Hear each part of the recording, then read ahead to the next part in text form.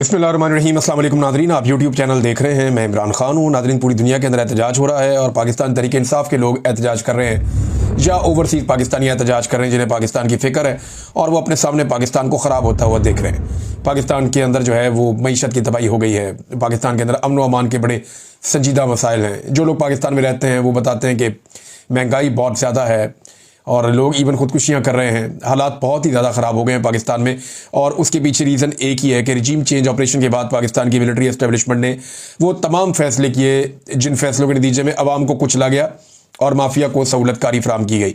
अब जो पूरी दुनिया के अंदर ओवरसीज़ पाकिस्तानी एहतजाज कर रहे हैं उसमें जो एक अलग एलिमेंट है, मैंने आपको पहले भी बताया था, वो ये है कि मौजूदा जो सियासतदान है उन्हें कोई घास भी नहीं डाल रहा। कोई नवाज शरीफ पे, जरदारी पे, शहबाज शरीफ पे, किसी पे कोई तनकीद नहीं कर रहा।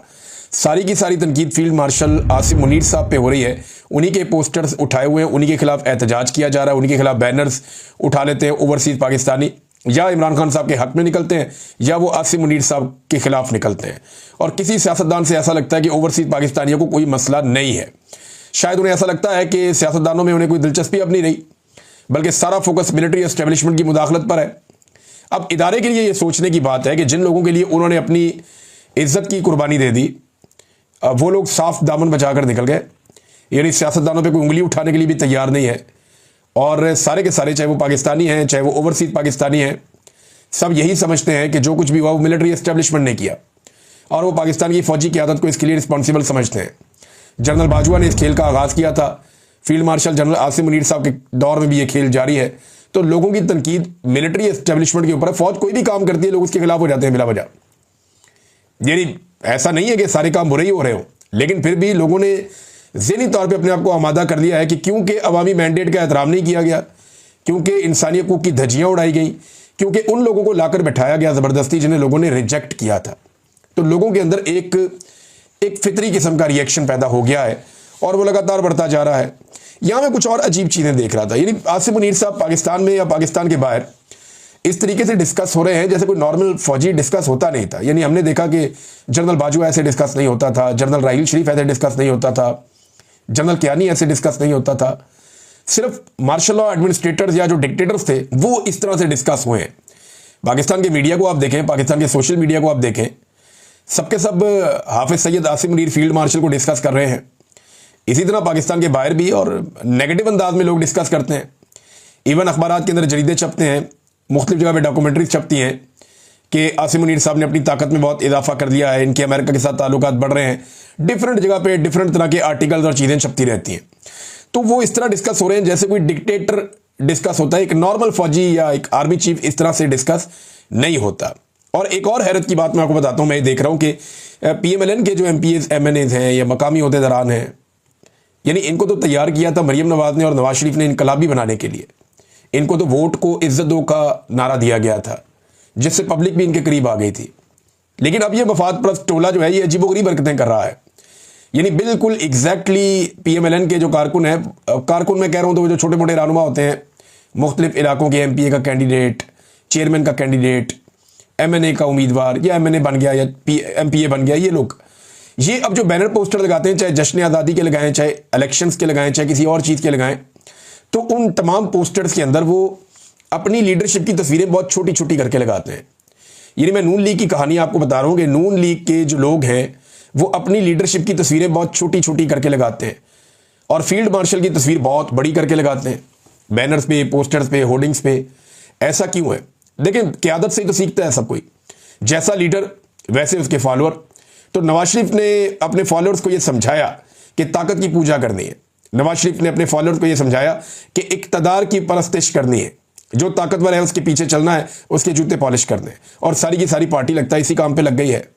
जिन लोगों को ये काम पसंद नहीं है वो बेचारे इज्जत छुपा के बैठे हुए और मुंह छुपाते फिरते हैं। वो बात करने के लिए तैयार नहीं है, सामने आने के लिए तैयार नहीं है, दबे लफ्ज़ों में कहते रहते हैं बेचारे कि निकले इसमें से, जान छुड़ाए। लेकिन अब निकले कैसे?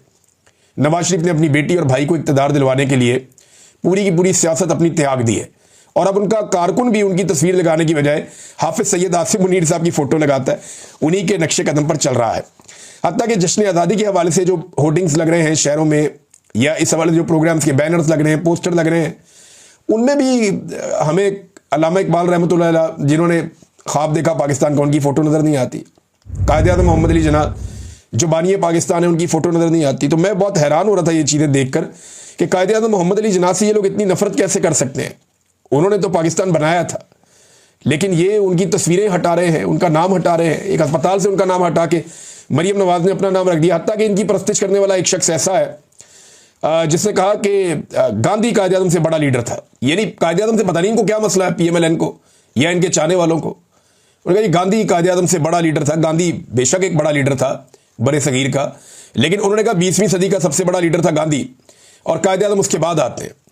तो मेरे ख्याल में ये शख्स जो है वो 20वीं सदी की जो सियासी तारीख है उससे नाबल्द है। इसे थोड़ा सा तालीम हासिल करनी चाहिए। 1 दर्जन के करीब ऐसे नाम हैं जिन्हें पढ़ना इनके लिए बहुत ज़रूरी है। मैं सिर्फ ये लॉर्ड माउंट बैटन का एक कायदे आज़म मोहम्मद अली जिन्ना के बारे में एक जुमला है वो मैं पढ़ के आपको सुना देता हूँ कि कायदे आज़म क्या थे। देखिए ना, अलग मुल्क बनाना तो कायदे आज़म ने जिम्मेदारी ली थी कि अलग मुल्क बनाऊंगा मुसलमानों के लिए। गांधी लोग तो ये चाहते थे कि अंग्रेज यहां से चले जाएं, हम कुछ संभाल लेंगे। तो अचीव तो कायदे आज़म ने किया, एक अलग सरजमीन पे एक अलग खित्ता बनाकर, एक अलग मुल्क बनाकर, एक अलग रियासत कायम करके। तो जीत तो कायदे आज़म की हुई थी। जो पाकिस्तान के मुसलमान हैं, इन्होंने कायदे आज़म की क़यादत में 2 लोगों से आज़ादी हासिल की थी, अंग्रेज़ों से और जो अक्सरियत यहाँ पे मौजूद थी हिंदुस्तान की हिंदुओं की, उनसे। जबकि उधर दूसरी जानिब ये ख्वाहिश थी कि अलग देश बनाया ही ना जाए, बल्कि वो इसको बंटवारा करार देते रहे हमेशा कि ये बंटवारा कर दिया गया जो नहीं होना चाहिए था, जो उनकी सोच में गलत था, लेकिन कायदे आज़म ने अचीव किया। तो इसका मतलब है कायदे आज़म बेहतर लीडर थे। लॉर्ड माउंट बैटन ने कायदे आज़म के बारे में कहा था, if it could be said that any single man held the future of India in the palm of his hand in 1947, that man was Mohammad Ali Jinnah. अगर यह कहा जाए कि 1947 में हिंदुस्तान का मुस्तकबिल किसी एक शख्स ने अपनी हथेली पर रखा था, यह अपनी मुट्ठी में पकड़ रखा था, तो वो शख्स मोहम्मद अली जिन्ना था। ये मुखालिफिन कह रहे हैं। और माउंट बैटन ने कायदे आज़म मोहम्मद अली जिन्ना को फेस किया था, और वो ये जानता था कि कायदे आज़म मोहम्मद अली जिन्ना किन ज़हनी सलाहियतों के मालिक थे और कैसी लीडरशिप क्वालिटी कायदे आज़म मोहम्मद अली जिन्ना में थी। वैसे इन्हें पढ़ना चाहिए, विंस्टन चर्चिल को पढ़ना चाहिए, नेल्सन मंडेला को पढ़ना चाहिए, फ्रैंकलिन रूजवेल्ट को पढ़ना चाहिए, मार्गरेट थैचर को पढ़ना चाहिए। बरतानिया में इन्होंने जो जदीद बरतानिया उसकी बुनियाद रख दी थी और बरतानिया को हमेशा के लिए बदल के रख दिया। मार्टिन लूथर किंग को पढ़ें, आपको पता चलेगा कि वो क्या आदमी था। मुस्तफ़ा कमाल अतातुर्क को भी पढ़ लें आप, अगर टाइम मिले तो। 20वीं सदी के लीडर्स के बारे में मेरे ख्याल में कुछ भी नहीं जानते। उन्होंने उठा के कहा जी नंबर 1 लीडर गांधी को करार दे दिया और कहा कायदे आज़म कहीं बाद में आते हैं। बहरहाल ठीक है, जिन्होंने कहा उनकी मर्जी है। PMLN को वैसे भी बुग़्ज़ है कायदे आज़म मोहम्मद अली जिन्ना से, और वो हमें बार बार दिखाई भी दे रहा है। बैरिस्टर घोर साहब ने एक नन्ही सी, एक मासूम सी ख्वाहिश का इजहार किया।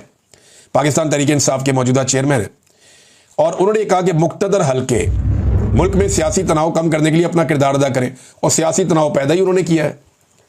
मुक़्तदर हल्कों ने तो धांधली की है बैरिस्टर घोर साहब, आपको समझ नहीं आ रही। मुक़्तदर हल्कों का ही तो फड्डा है इमरान खान साहब से। उन्होंने तो रिजीम चेंज ऑपरेशन करके इमरान खान साहब को हुकूमत से निकाला। बाद में उन्होंने ये टोला लाकर बैठा दिया जो करप्ट लोग थे। उसके बाद इनके ज़रिए से उन्होंने पाकिस्तानियों की मट्टी पलीत कर दी पकड़ के, हर किस्म की तबाही फेरी पाकिस्तान में। फिर पाकिस्तान का जो सबसे मकबूल लीडर है उसको पकड़ के जेल में डाल के वो 300 मुकदमे कर दिए। ये सारा किया धरा है ही मुक़्तदर हल्कों का है। वो कहते हैं ना, बीमार हुए जिसके सबब उसी अतार के लौंडे से दवा लेते हैं। यानी जाते भी उधर ही है जहां से इनको तकलीफ मिलती है। भाई जो असल में मसला है उसी को आप कह रहे हैं कि मसला हल करे। यहां मसला एक ही तरीके से हल हो सकता है कि मुक़्तदर हल्कों के साथ बैठकर उनको इस बात पे कायल किया जाए कि आप निकले बीच में से, आपका कोई काम नहीं है और अपनी इज्जत बचाइए, आप इसमें से निकलिए, हम सिविलियंस पाकिस्तान को संभाल लेंगे। मुक़्तदर हल्के अगर आप इंग्लिश में बोलें तो ये एस्टेब्लिशमेंट होती है। तो एस्टेब्लिशमेंट जो खुद इस वक्त मसले की जड़ है, उसी एस्टेब्लिशमेंट को ये कहना कि वो मसला हल करें, ये मेरी समझ से तो बाहर है। पाकिस्तान में नादरीन एक और रोला पड़ गया कि PTI ने एक न्यूयॉर्क टाइम में इश्तिहार छपवा दिया, और ये जो ओवरसीज पाकिस्तानी उन्होंने चंदा बंदा करके इश्तिहार छपवाया। इस पर रोला डाला हुआ है कि जी कैसे इश्तिहार छाप दिया, इतने पैसे क्यों खर्च कर दिए। और भाई ये कौम का पैसा थोड़ी खर्च हुआ है, ओवरसीज पाकिस्तानियों का पैसा है, जैसे दिल करेगा वो खर्च करेंगे। वो चाहे इमरान खान का इश्तिहार छापें, चाहे किसी और का इश्तिहार छापें, चाहे वो नवाज शरीफ का इश्तिहार छापें।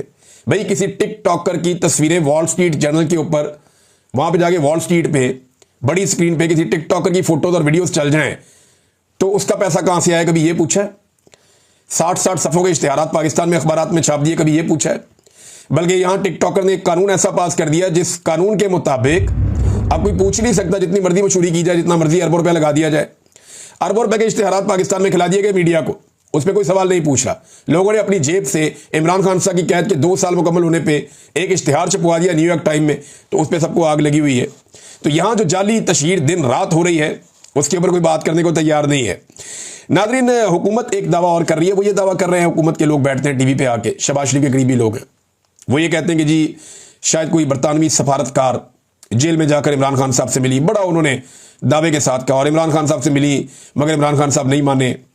उन्हें कहा कि आपको गल्फ भेज देते हैं। इमरान खान साहब ने कहा नहीं, मुझे बरतानिया या यूरोप भेजो। इस किस्म की बातें उन्होंने जनाब फैला दी मीडिया के ऊपर, और कहा हमारे पास इसकी रिकॉर्डिंग भी है, हम ये रिकॉर्डिंग भी चलाना चाहते हैं।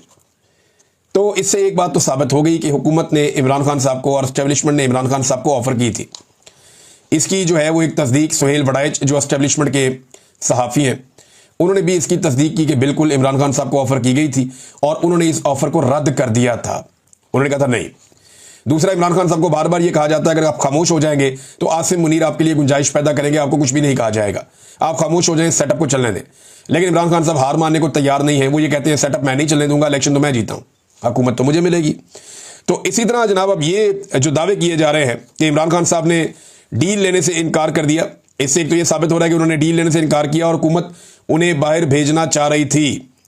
और दूसरी बात यह है कि अगर कोई ऑडियो आपके पास मौजूद है हुकूमत के पास तो उसे पब्लिक करें। इमरान खान साहब तो पहले दिन से कह रहे हैं कि उनकी रिकॉर्डिंग की जाती है और वहां पे दोनों भी की जा रही है। पाकिस्तान में हालात क्या है, ये जरा एक खत आप देखिए। ये बलूचिस्तान के अंदर नसीराबाद जिले के हवाले से ये एक खत वहां पे छापा गया है और ये सुपरिटेंडेंट ऑफ पुलिस नसीराबाद ने छापा है। खत क्या कहता है, ये उन्वान है हदायत निस्बत मुल्कगीर एहतजाज कॉल पाकिस्तान तहरीक इंसाफ। बमामला उन्वान बाला तहरीर है कि 5 अगस्त 2025 को पाकिस्तान तहरीक इंसाफ के सरबराह ने मुल्कगीर एहतजाज की कॉल दी है। 5 अगस्त 2025 को पीटीआई के कारकुनान मुल्क भर में एहतजाजी धरने, मुजाहरे, रैलियां, रोड ब्लॉक कर सकते हैं। लिहाजा इस निस्बत से आप तमाम को तहरीरी हदायत जारी की जाती है कि ज़िला नसीराबाद के किसी भी थाने की हदूद में कोई भी कार्नर मीटिंग, एहतजाजी मुजाहरा, रैलियां नहीं निकालेगा।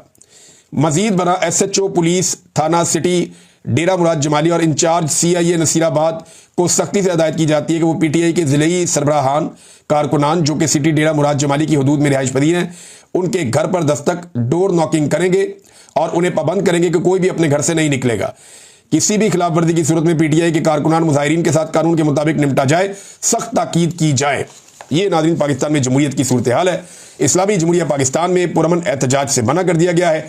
सरकारी सर्कुलेशन जारी हो रहे हैं कि एक पॉलिटिकल पार्टी अपना एहतजाज का हक इस्तेमाल करना चाहती है, उसे एहतजाज का हक इस्तेमाल ना करने दिया जाए।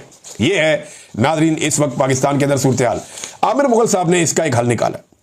इनका ताल्लुक पाकिस्तान तहरीक इंसाफ से, इमरान खान साहब के साथी हैं इस्लामाबाद से, रावलपिंडी से। तो आमिर मुगल साहब ने एक ट्वीट किया, उन्होंने कहा जी इंसाफ रज़ाकार नौजवानों के साथ मिलकर आमिर मुगल साहब ने आज गिरफ्तारी से बचो, तशद्दुद से बचो पॉलिसी के तहत एहतजाज का आगाज अपने शहर इस्लामाबाद से कर दिया है। मेन GT रोड इस्लामाबाद को 25 से 30 नौजवानों के हमरा अचानक बंद किया, लोगों को इमरान खान का पैगाम दिया और हिकमत अमली के तहत पुलिस के आने से कबल वहां से निकल गए। पूरे पाकिस्तान के नौजवानों से गुजारिश है कि इसी गिरफ्तारी से बचो, तशद्दुद से बचो पॉलिसी के तहत 15 से 20 नौजवानों के साथ अचानक निकलें, कोई भी मरकजी रोड बंद करें, अवाम को इमरान खान का पैगाम दें और पुलिस के आने से पहले निकल जाएं। किसी लीडरशिप और किसी कॉल का इंतजार ना करें। लीडर सिर्फ एक है जो कि जेल में बंद है। खुद लीडर बने, खुद से अमली तौर पर एहतजाज करें।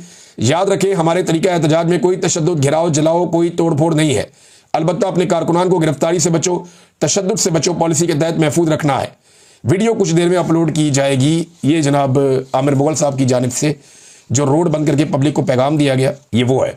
नाज़रीन MWM ने भी एक बड़ा ऐलान कर दिया, मुत्तहिदा मजलिस वहदतुल मुस्लिमीन। उन्होंने ऐलान किया कि 6 अगस्त 2025 को ज़ायरीन के साथ कराची में ईरान बॉर्डर की तरफ मार्च करेंगे। ये उन्होंने ऐलान किया कि 6 अगस्त को जाएंगे।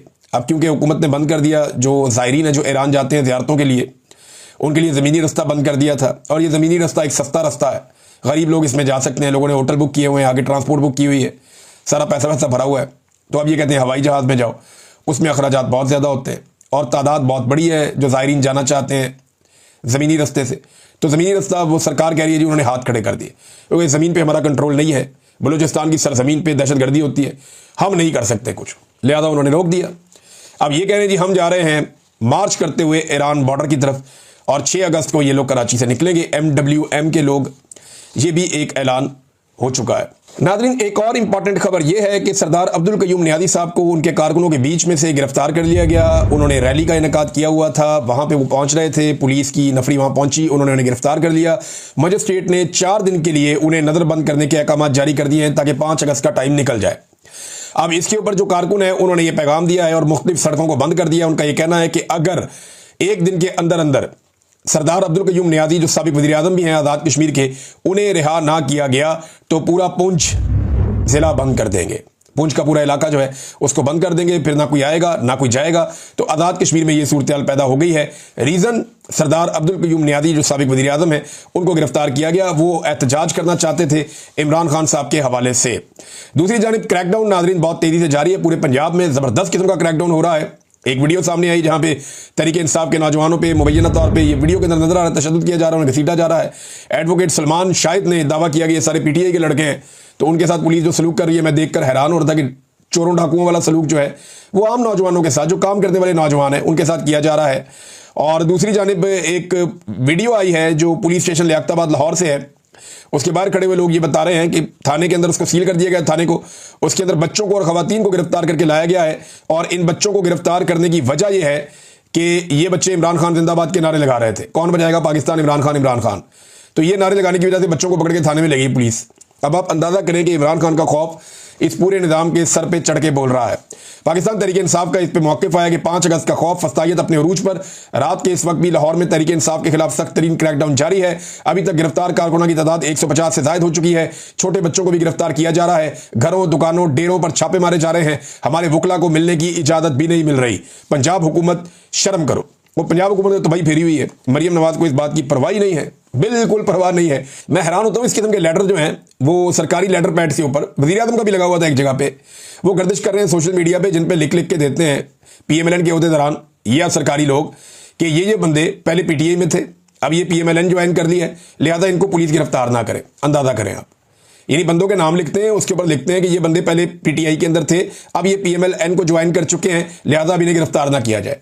मुझे अच्छी तरह याद है कि जब परवेज मुशर्रफ का दौर था, एक डिक्टेटर का दौर, उस दौर में यही कुछ नून लीग के साथ होता था। नून लीग के जो लोग काफ लीग में शामिल हो जाते थे उनकी गिरफ्तारियां बंद हो जाती थी, और जो लोग नून लीग के अंदर रह जाते थे नवाज शरीफ के साथ, उन्हें गिरफ्तार किया जाता था, उन्हें तंग किया जाता था। तो अक्सर लोग ये इस किस्म के लेटर या अपने कार्ड के पीछे या वो लिख कर दे देते थे कि अब इन्हें गिरफ्तार ना किया जाए, इनका ताल्लुक काफ लीग से है।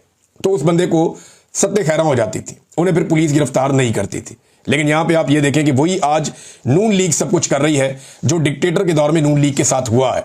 और आज तो डिक्टेटर है भी नहीं ना, जमहूरी दौर कहा जाता है सो कॉल्ड।